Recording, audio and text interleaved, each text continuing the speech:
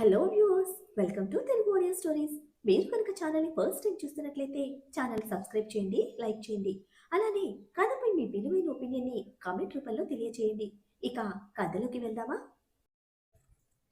Video చూస్తున్నందరూ కింద కనిపిస్తున్న hype ఆప్షన్లోకి వీడియోని ఎంకరేజ్ చేయండి. ఆదిత్య నవ్వుతూ ఐ లవ్ యూ బేబీ అని ప్రపోజ్ చేస్తాడు. అటువైపు నుంచి జ్వాల శ్రే ఎవర్రా నువ్వు అని అడిగితే ఆదిత్య నవ్వుతూ నే లవర్ని బేబీ అని చెప్పడంతో రే ఈడియట్, దమ్ముంటే మా ఇంటికి వచ్చి మా డాడీ ముందు మాట చెప్పరా అని అంటుంది. ఆదిత్య నవ్వుతూ okay baby, as you wish.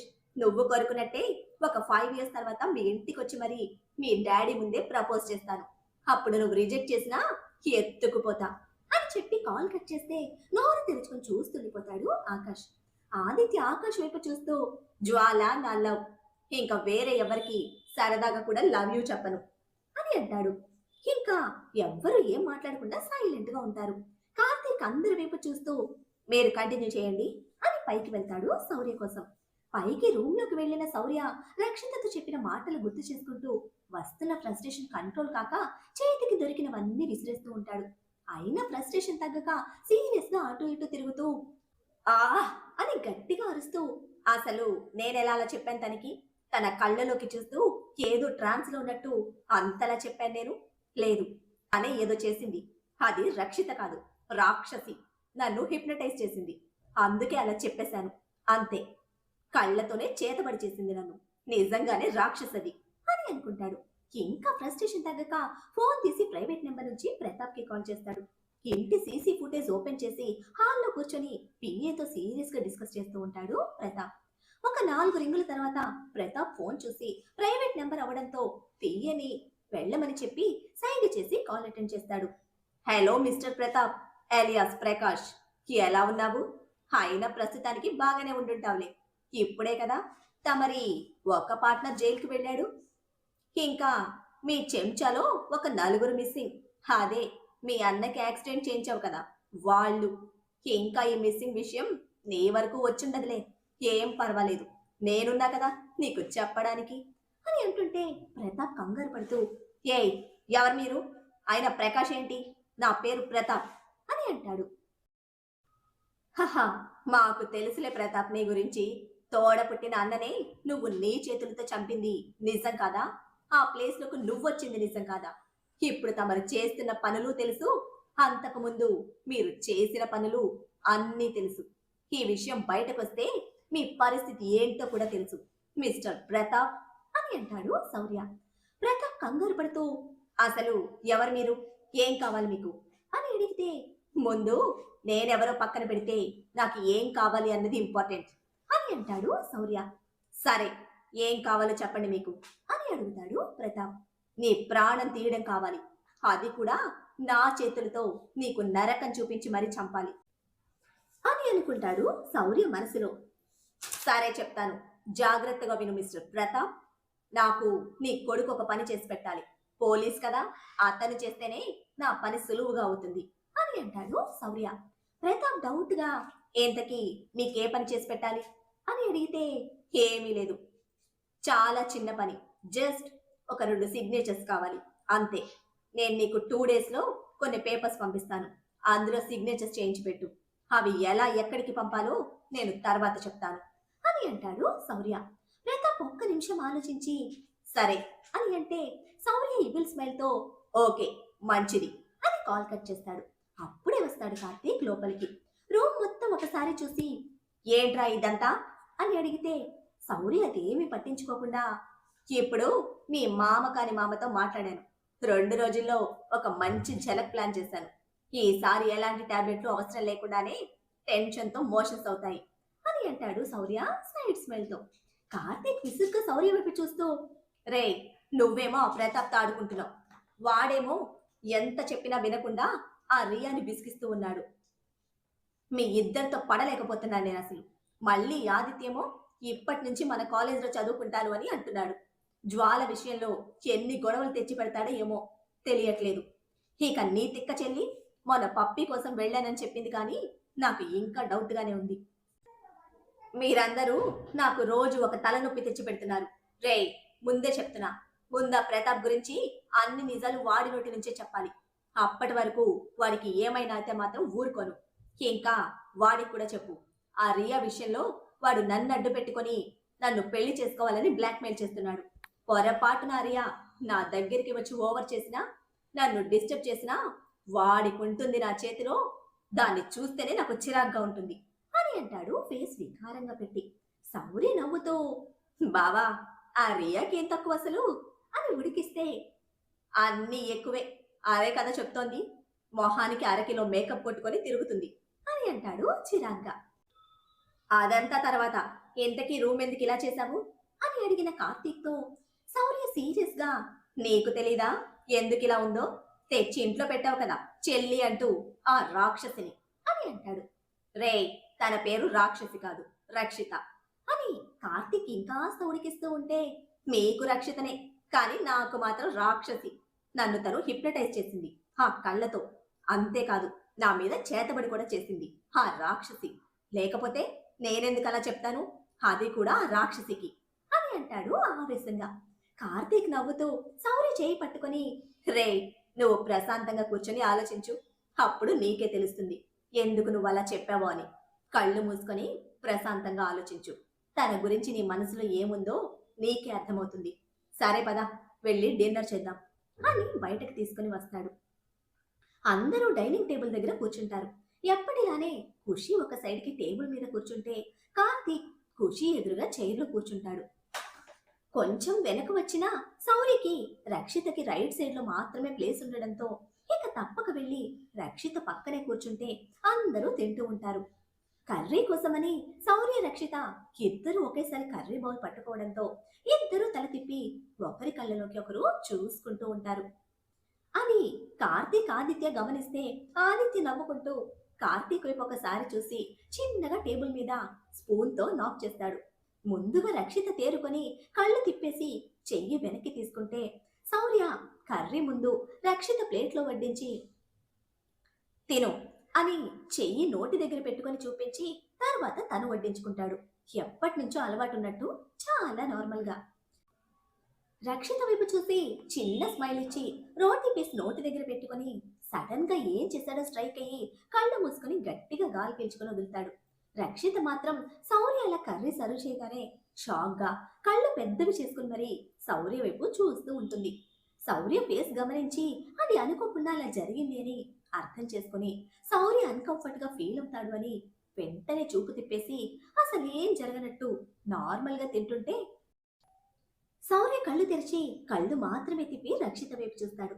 Rakshita normal గా ఉండడం చూసి తను అదేం పట్టించుకోలేదు అని అనుకుని కొంచెం రిలాక్స్ అయ్యి కష్టంగా రక్షిత మీద నుంచి చూపు తిప్పేసి తినడానికి ట్రై చేసినా కానీ కళ్ళు నీ మాట వినను అన్నట్టు చూపు రక్షిత వైపే వెళ్తూ ఉంటే ఫాస్ట్ గా రోటీ మొత్తం రోల్ చేసి మొత్తం నోట్లోకి ఎక్కేసుకొని నాదైపోయింది అని ఫాస్ట్ గా హ్యాండ్ వాష్ చేసుకుని పైకి రూమ్ లోకి వెళ్ళిపోతాడు. కార్తీక్ ఇంకా చాలు అని పైకి లేస్తూ ఉంటే ఖుషి కార్తీక్ చేయి పట్టుకుని ఆపుతూ, ఇంకొంచెం తినండి, మీరు కొంచెమే తిన్నారు అని చెప్పడంతో, వద్దు ఇంకా చాలు, ఫుల్ గా ఉంది అని అంటాడు కార్తీక్ పొట్ట మీద చేయి పెట్టుకొని చూపిస్తూ. నాకు తెలుసు కదా, రోజు నేనే కదా పెడుతున్నాను, ఇప్పుడు చాలా తక్కువగా తిన్నారు, ఇంకొంచెం తినండి అని ఇంకో రోటీ తినిపించి అప్పుడు వదిలేస్తుంది. తర్వాత అందరూ హాల్లో కూర్చుంటే కార్తీక్ ఖుషి వైపు చూస్తూ, మన రూమ్ లో ఫైల్ ఉంది తీసుకున్నా అని చెప్తే ఖుషి ఓకే అని పైకి రూమ్ లోకి వెళ్తుంది. రక్షిత, మార్నింగ్ నీకు ఇచ్చిన ప్రాజెక్ట్ డీటెయిల్స్ ఒకసారి చెక్ చేసి ఒక నోట్ ప్రిపేర్ చేయి, కుదిరితే ఇప్పుడు చేసి పంపించగలవా అని అడుగుతాడు కార్తీక్. ఓకే అన్నయ్య, ఇప్పుడే నోట్ ప్రిపేర్ చేస్తాను అని పైకి రూమ్ లోకి వెళ్తే కార్తీక్ అందరి వైపు చూస్తూ, రక్షిత మీద మీ అందరి అభిప్రాయం ఏంటి అని అడుగుతాడు. చాలా మంచి పిల్లరా, ఇంకా తెలివైన పిల్ల కూడా అని అంటారు వజ్రం గారు.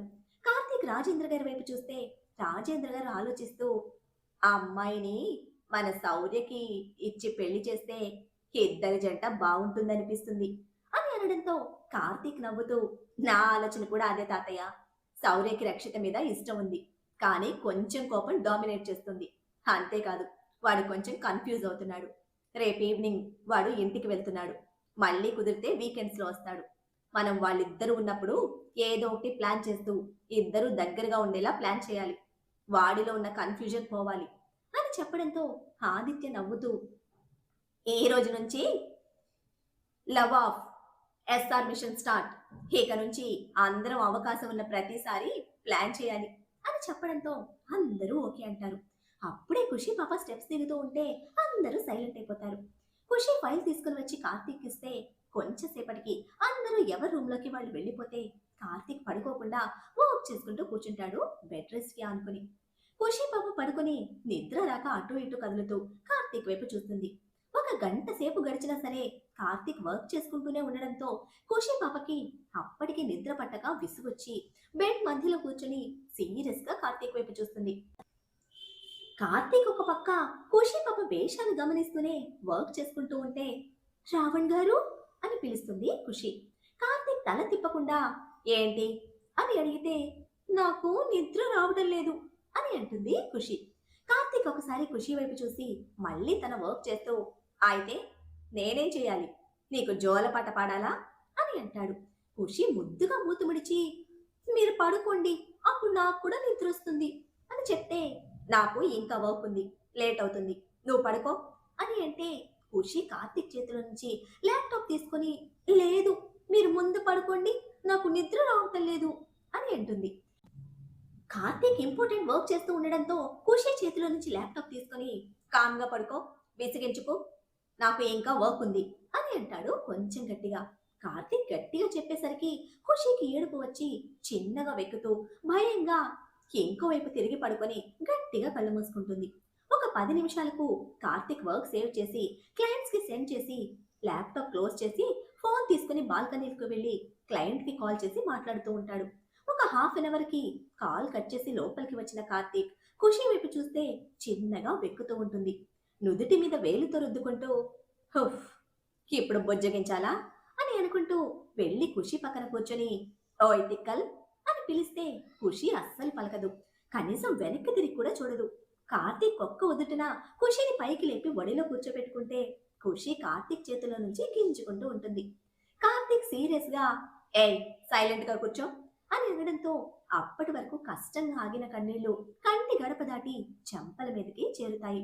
కార్తీక్ ఖుషి గడ్డం పట్టుకొని మొహాన్ని అతని వైపుకి తిప్పుకొని ఇందాక ఇంపార్టెంట్ వర్క్ చేస్తున్నాను, నువ్వు ల్యాప్టాప్ తీసుకునేసరికి కోపం వచ్చింది, అందుకే అరిచాను, సారీ అని చెప్తే ఖుషి వెక్కుతూనే మరి నాకు నిద్ర రాలేదు అందుకే మిమ్మల్ని పడుకోమనన్నాను, కానీ మీరు నా మీద అరిచారు అని అంటుంది ముద్దుగా మూతిముడిచి. కార్తీక్ చిన్న స్మైల్తో సారీరా ఇంకోసారి అరవను అని అంటాడు పక్కనే ఉన్న టేబుల్ మీద వాటర్ తీసుకొని ఖుషికిస్తూ. ఖుషి తలూపుతో ఇంతకు ముందు కూడా ఇలాగే చెప్పారు కానీ ఇప్పుడు అరిచారు నా మీద, నాకు భయం వేసింది, ఏడుపు కూడా వచ్చింది అని అంటుంది వాటర్ తాగి. కార్తీక్ ఖుషి బుగ్గ మీద ముద్దు పెడితే ఖుషి బుగ్గ తుడుచుకొని నాకేం వద్దు మీ ముద్దు, నాకంటే మీకు ల్యాప్టాపే ఎక్కువ కదా అందుకే నా మీద అరిచారు అని అంటుంది. కార్తీక్ ఖుషిని మరింత అతనిలోకి పదువుకుంటూ నాకీ ప్రపంచంలో నీకంటే ఎవ్వరూ ఏది ఎక్కువ కాదైరా, నీ తర్వాత ఏదైనా చివరికి నా ప్రాణమైనా సరే అని చెప్తాడు.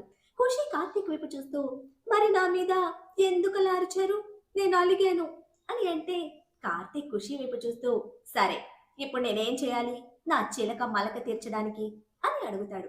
ఖుషి బుగ్గ మీద వేలు పెట్టుకుని చిన్నగా ట్యాప్ చేస్తూ ఒక 2 నిమిషాలు ఆలోచించి కార్తీక్ వైపు తిరిగి కార్తీక్ షర్ట్ బటన్స్ తో ఆడుతూ మరి అది నన్ను మూవీకి తీసుకుని వెళ్ళాలి అప్పుడు నాలకపోతుందట అని చెప్తే కార్తీక్ ఖుషి వైపు చూస్తూ సరే పద ఇప్పుడే వెళ్దాం, కింద హోమ్ థియేటర్లో మూవీ చూద్దాం అని అంటాడు. ఖుషి కార్తీక్ వైపు ఒకసారి చూసి షర్ట్ బటన్ తో ఆడుతూనే ఇంట్లో కాదు బయట మూవీ థియేటర్లో నేను ఒక్కసారి కూడా చూడలేదు, అందుకే వెళ్దాం ప్లీజ్ అని అడుగుతుంది. సరే రేపు ఈవినింగ్ తీసుకొని వెళ్తాను అని అంటాడు కార్తీక్. ఖుషి కార్తీక్ వైపు సంబరంగా చూస్తూ నిజంగానే తీసుకుని వెళ్తారా అని అడుగుతుంది. కార్తీక్ ఖుషి నుదుట ఢీ కొడుతూ ఖచ్చితంగా తీసుకుని వెళ్తాను, మరి ఏ మూవీకి వెళ్దాం అని అడుగుతాడు. ఖుషి ఆలోచిస్తూ ఏమో నాకు తెలీదు, నువ్వే తీసుకుని వెళ్ళు అని అంటుంది. కార్తీక్ సరే అని మరి నాకేంటి నేను మూవీకి తీసుకుని వెళ్తున్నందుకు అని అడుగుతాడు. ఖుషి ఆలోచిస్తూ నువ్వు నాకు 10 కిస్సులు ఇవ్వాలి, ఇంకా అవి వద్దులే అని అంటుంది. కార్తీక్ గుర్రుగా ఖుషి వైపు చూస్తాడు. మనసులో రాక్షసి తెలివితేటలు ఎక్కువ అవుతూ ఉన్నాయి దీనికి అని అనుకుంటూ.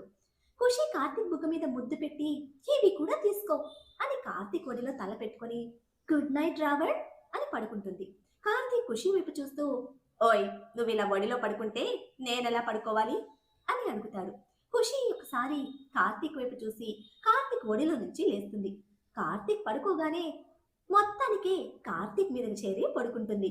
ఓయ్ నువ్వు ఇలాగే పడుకుంటే పొద్దునే నేను లేచినట్టే, నడుం పట్టేస్తుంది నాకు అని అంటాడు.